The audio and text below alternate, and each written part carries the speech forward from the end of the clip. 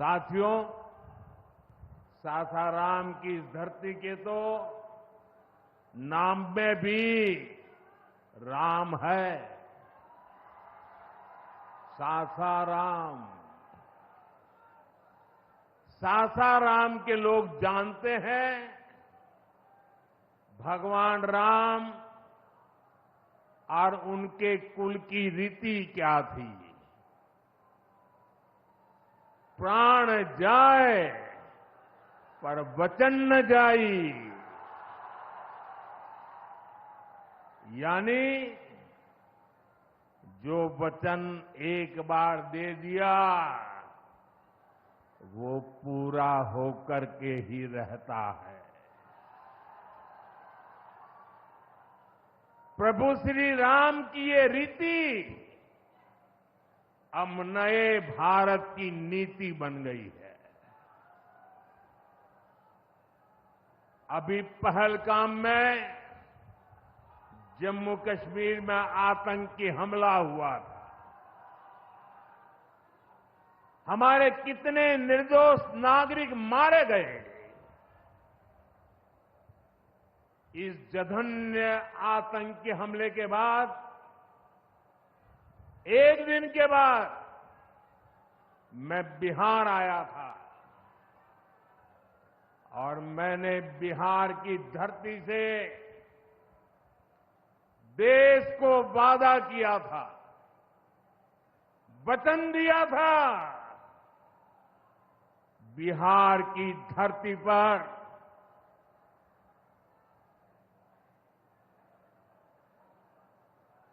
आंख में आंख मिलाकर हमने कह दिया था, आतंक के आकाओं के ठिकानों को मिट्टी में मिला दिया जाएगा।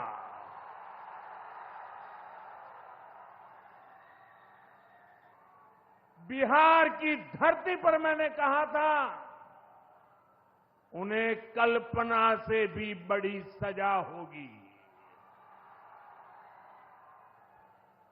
आज जब मैं बिहार आया हूं तो अपने वचन पूरा करने के बाद आया हूं। जिन लोगों ने पाकिस्तान में बैठकर हमारी बहनों का सिंदूर उजाड़ा था, हमारी सेना ने उनके ठिकानों को खंडहर में बदल दिया है। भारत की बेटियों के सिंदूर की शक्ति क्या होती है, ये पाकिस्तान ने भी देखा और दुनिया ने भी देखा।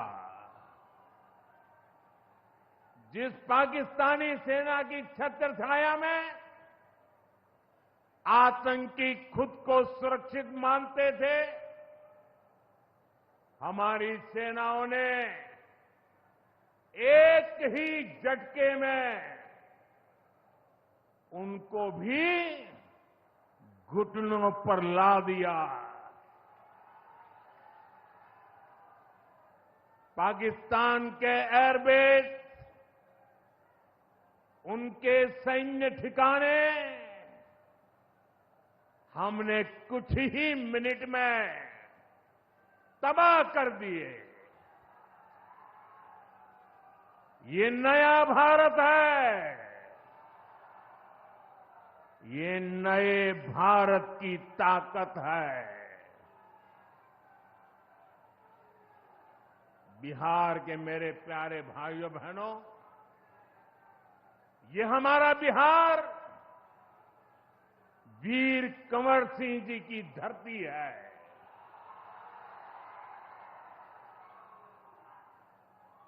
यहां के हजारों नौजवान देश की सुरक्षा के लिए सेना में, बीएसएफ में अपनी जवानी खपा देते हैं। ऑपरेशन सिंदूर में दुनिया ने हमारी बीएसएफ का भी अभूतपूर्व पराक्रम और अदम्य साहस देखा है। हमारी सीमाओं पर तैनात बीएसएफ के जाबाज सुरक्षा की अभेद चट्टान है। मां भारती की रक्षा हमारे बीएसएफ के जवानों के लिए सर्वोपरि है और यही मातृभूमि के सेवा का पवित्र कर्तव्य निभाते हुए 10 मई को सीमा पर बीएसएफ सब इंस्पेक्टर इम्तियाज शहीद हो गए थे।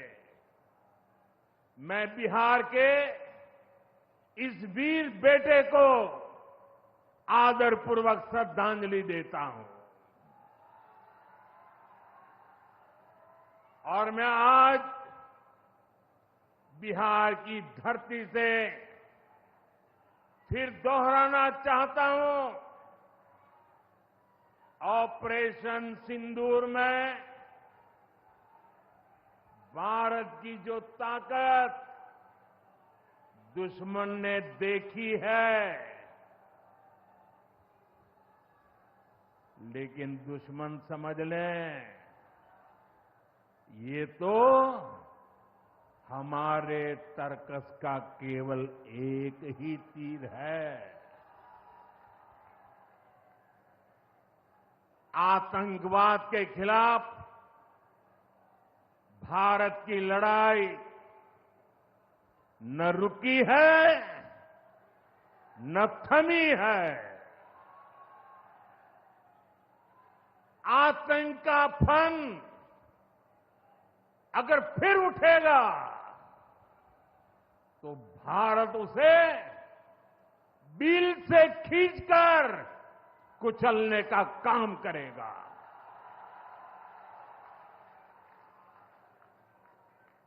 साथियों, हमारी लड़ाई देश के हर दुश्मन से है, फिर वो चाहे सीमा पार हो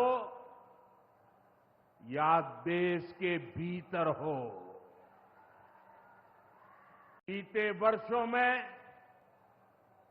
हमने हिंसा और अशांति फैलाने वालों का कैसे खात्मा किया है, बिहार के लोग इसके साक्षी हैं।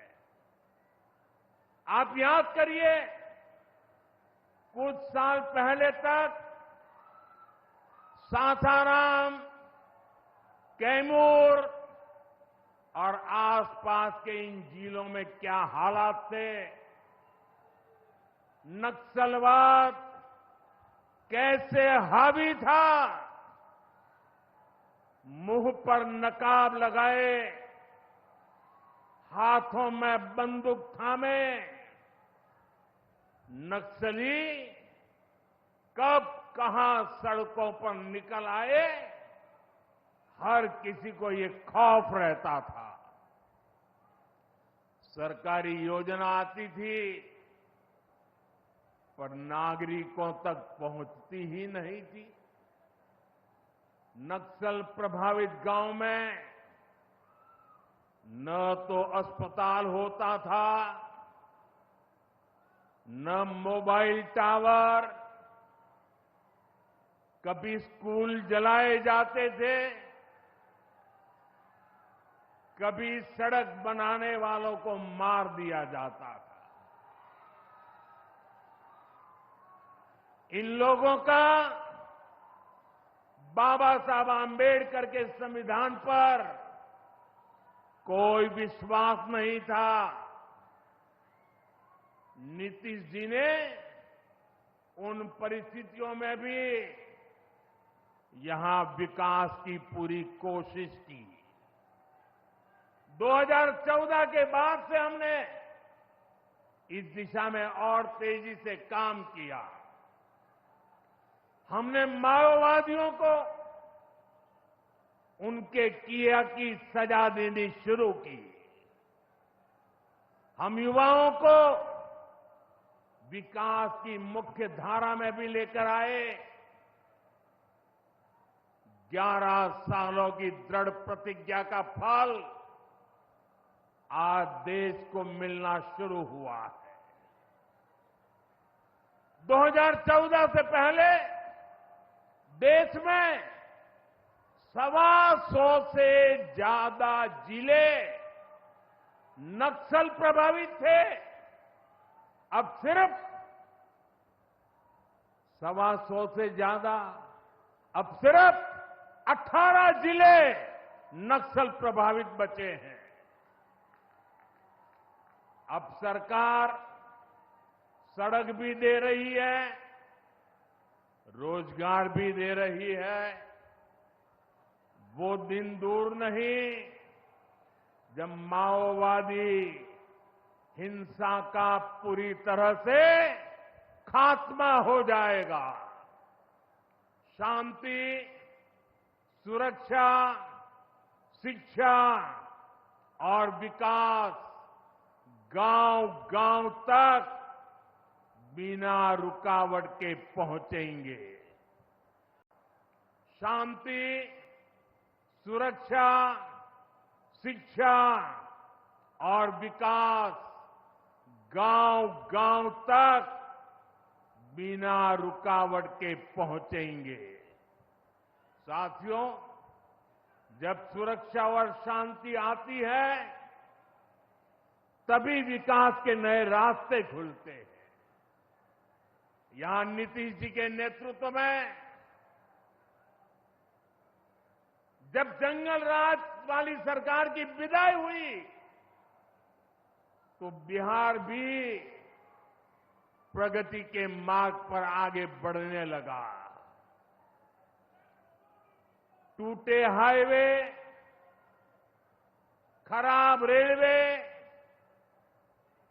गिनी चुनी फ्लाइट कनेक्टिविटी, वो दौर अब इतिहास बन चुका है, पीछे छूट रहा है। साथियों, कभी बिहार में एक ही एयरपोर्ट था, पटना। आज दरभंगा एयरपोर्ट भी शुरू हो गया है। अब यहां से दिल्ली, मुंबई, बेंगलुरु जैसे शहरों की फ्लाइट मिलती है। बिहार के लोगों की लंबे समय से मांग थी कि पटना एयरपोर्ट के टर्मिनल को आधुनिक बनाया जाए। अब ये मांग भी पूरी हो गई है। कल शाम मुझे पटना एयरपोर्ट की नई टर्मिनल बिल्डिंग का लोकार्पण करने का सौभाग्य मिला है। ये नया टर्मिनल अब 1 करोड़ यात्रियों को संभाल सकता है। बिहटा एयरपोर्ट पर भी 1400 करोड़ रुपए का निवेश हो रहा है।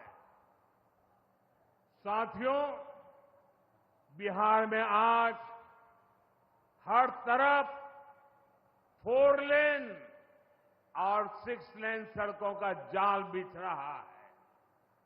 पटना से बक्सर, गया जी से डोभी, पटना से बोधगया जी, पटना, आरा, सासाराम, ग्रीनफील्ड कॉरिडोर, हर तरफ तेजी से काम हो रहा है।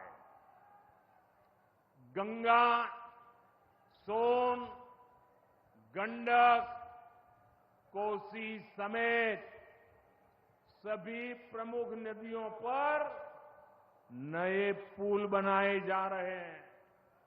बिहार में रेलवे की हालत भी अब तेजी से बदल रही है। आज बिहार में वर्ल्ड क्लास वंदे भारत ट्रेनें चल रही हैं। रेलवे लाइनों को डबल और ट्रिपल किया जा रहा है। छपरा, मुजफ्फरपुर, कटिहार जैसे इलाकों में काम तेजी से चल रहा है, सोननगर और अंडाल के बीच मल्टी ट्रैकिंग का काम चल रहा है, जिससे ट्रेनों का आना जाना तेज होगा।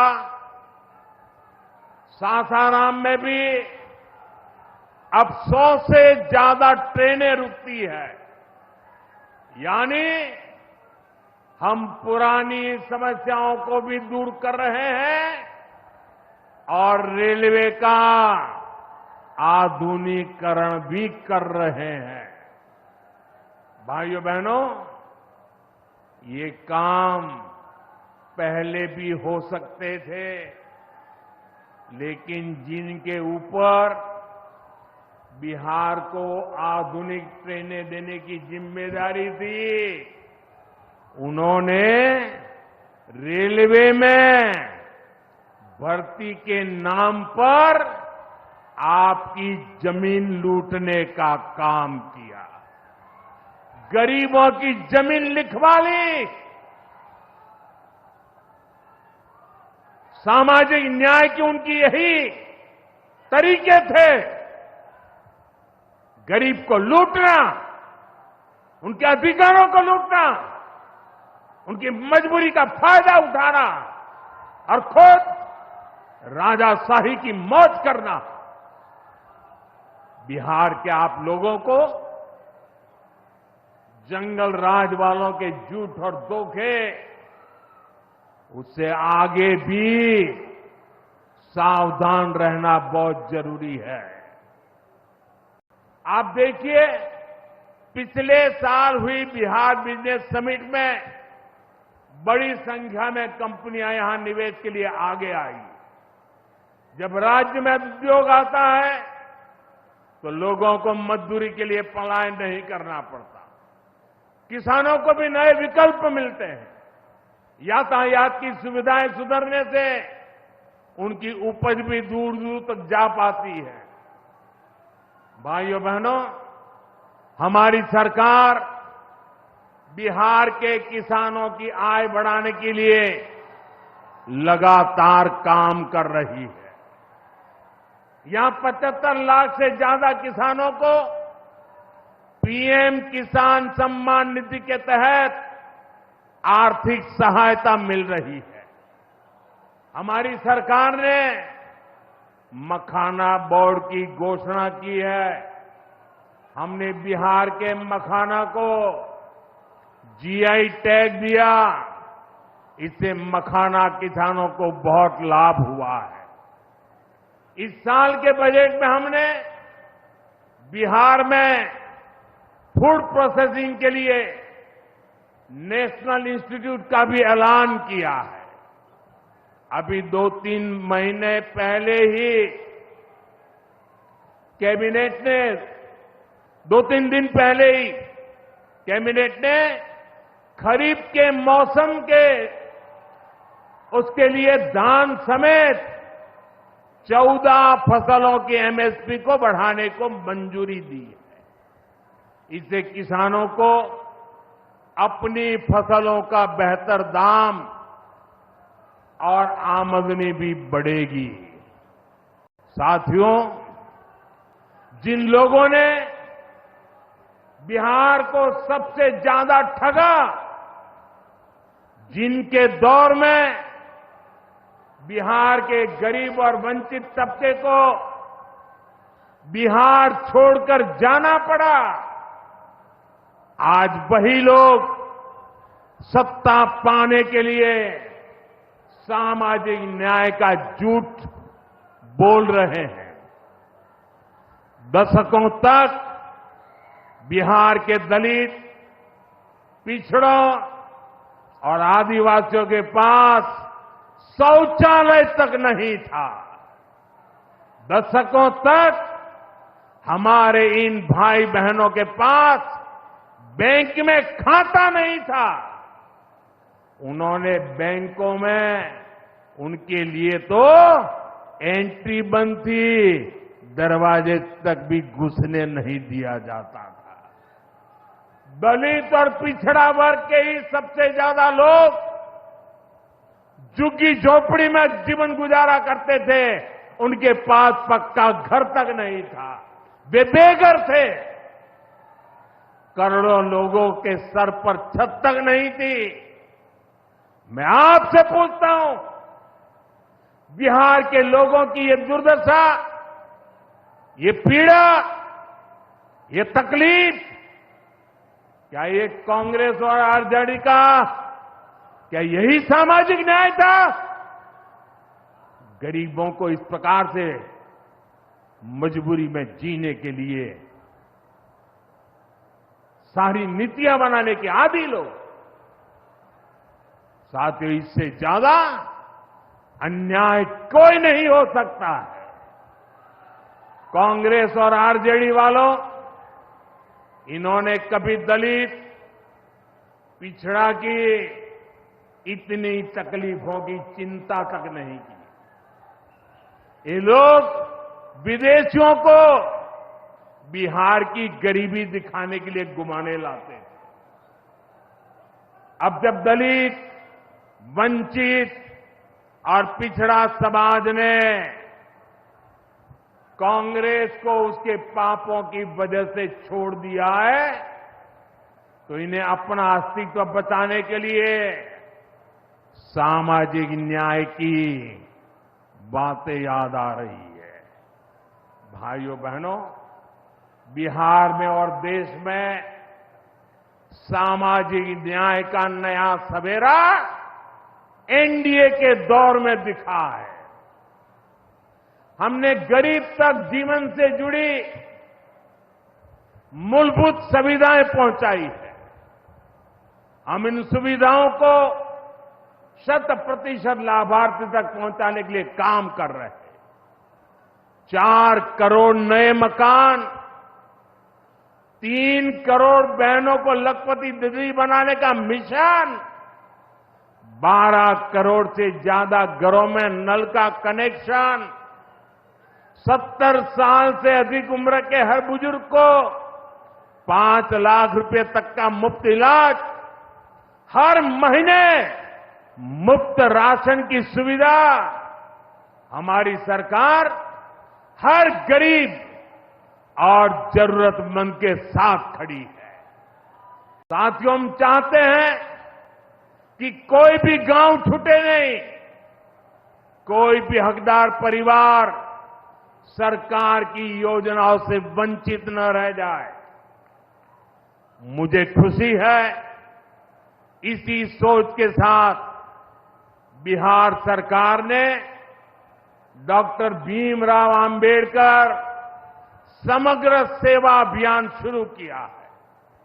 इस अभियान में 22 जरूरी योजनाएं एक साथ लेकर सरकार गांव-गांव, टोला-टोला पहुंच रही है।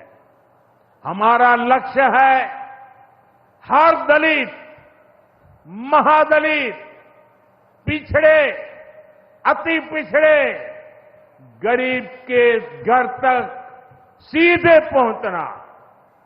मुझे बताया गया है कि अब तक 30,000 से ज्यादा कैंप लग चुके हैं। लाखों लोग इस अभियान से जुड़ चुके हैं। जब सरकार खुद लाभार्थियों तक पहुंचती है तो ना कोई भेदभाव होता है और ना ही कोई भ्रष्टाचार होता है, और तभी सच्चा सामाजिक न्याय होता है। साथियों, हमें हमारे बिहार को बाबा साहब आंबेडकर, कर्पूरी ठाकुर, बाबू जगजीवन राम और जेपी के सपनों का बिहार बनाना है। हमारा लक्ष्य है विकसित बिहार, विकसित भारत, क्योंकि जब जब बिहार ने प्रगति की है, भारत दुनिया में शिखर पर पहुंचा है। मुझे विश्वास है हम सब मिलकर विकास की रफ्तार को और आगे बढ़ाएंगे। मैं एक बार फिर आप सबको इन विकास कार्यों के लिए बहुत बहुत बधाई देता हूं। मेरे साथ दोनों हाथ ऊपर करके मुट्ठी बंद करके बोलिए, भारत माता की। आवाज दूर दूर तक पहुंचनी चाहिए। सीमा पर खड़े हमारे जवान का सीना चौड़ा हो जाना चाहिए। भारत माता की, भारत माता की, भारत माता की। बहुत बहुत धन्यवाद।